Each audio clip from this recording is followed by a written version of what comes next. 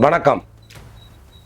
தாய்மொழி தமிழுக்காக உயிர் நீத்த மொழிப்போர் ஈகியர் அப்படின்னா உலக தமிழுக்கு தெரிய வர்றது தமிழ்நாட்டில் இந்திய எதிர்ப்பு போராட்டத்துக்கு எதிராக போராடி உயிர் நீத்த அந்த மொழிப்போர் ஈகியரை பற்றி மட்டும்தான் தெரியும்.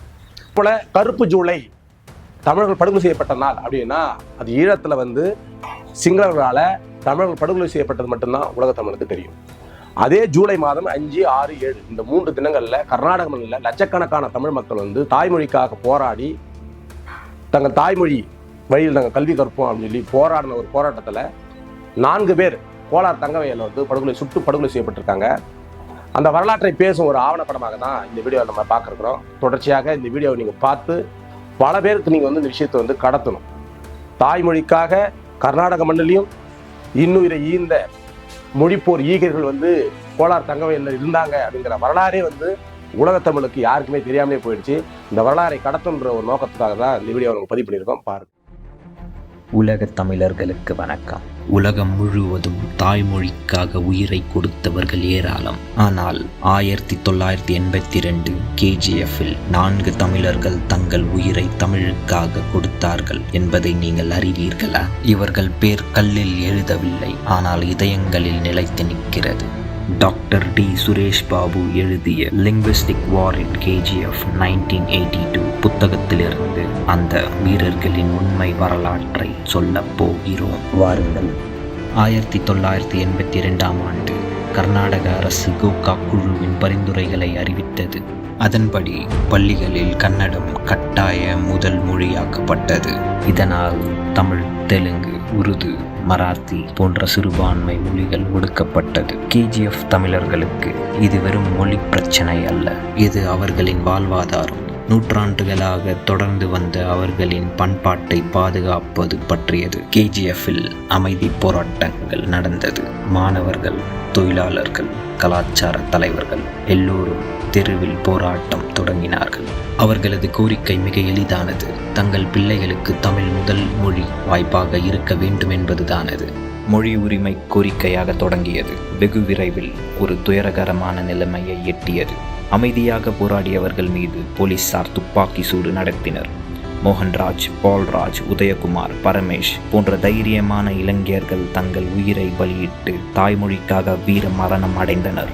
முன்னணியில் சென்று அதிகாரிகளின் எதிரே தன்னுடைய மார்பை உயர்த்தி, என்னை சுடுங்கள், என் மொழிக்காக என் உயிரை தரேன் என்று கூறியது மோகன்ராஜ் தான்.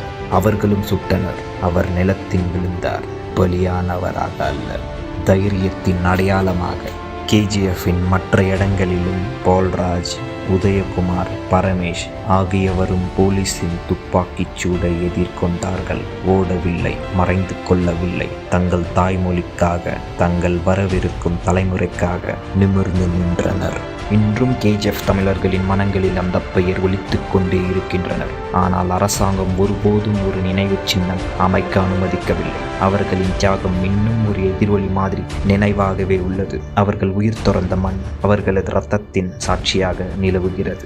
ஜூலை 7 ஒவ்வொரு வருடமும் B பிளாக் சாம்பியன் ரீஃப் பகுதியில் குடும்பத்தார், நண்பர்கள் ஒன்று கூடி KGFின் தைரியமான வீரர்களை நினைவு கூறுகின்றார்கள். அன்று போராடிய அந்த மக்களின் நினைவுகள் மௌனமான கதைகளிலும் பழைய புகைப்படங்களிலும் மங்கிக் கொண்டிருக்கும் புத்தகங்களிலும் உயிருடன் இருக்கின்றன. கர்நாடகத்தில் கன்னட மொழிக்காக நடந்த போராட்டங்கள் கலாச்சார போராட்டம் என பாராட்டப்பட்டன. ஆனால் சிறுபான்மையரின் குரல்கள் துரோகம் என கருதப்பட்டது. ஒற்றுமையிலும் பல்வகையிலும் கட்டமைக்கப்பட்ட ஜனநாயக நாடாக இருந்தும் இது ஒரு இருண்ட வழி மிகுந்த விசித்திரம்.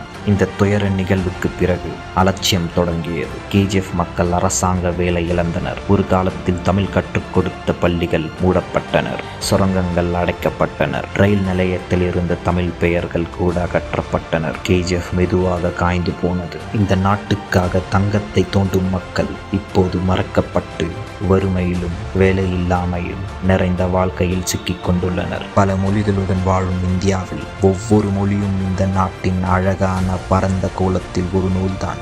ஒரு மொழியை உயர்த்த மற்றொரு மொழியை துன்புறுத்தும் போது என்ன நடக்கும் என்பதை கோகாக் களம் கடுமையான பாடமாக கற்றுக் கொடுத்தது. அதே நேரத்தில் KGF மக்களின் மன உறுதியையும் உலகுக்கு காட்டியது. கேஜிஎஃப்பின் அந்த தைரியசாலிகளை நாம் நம்பிக்கையோடு நினைவில் வைப்போம். ஒரு நாள் ஒவ்வொரு குழந்தையும் தம் வசிக்கும் நிலத்தின் மொழியையும் தங்கள் முன்னோர்களின் மொழியையும் கற்கும் நாள் வரும்.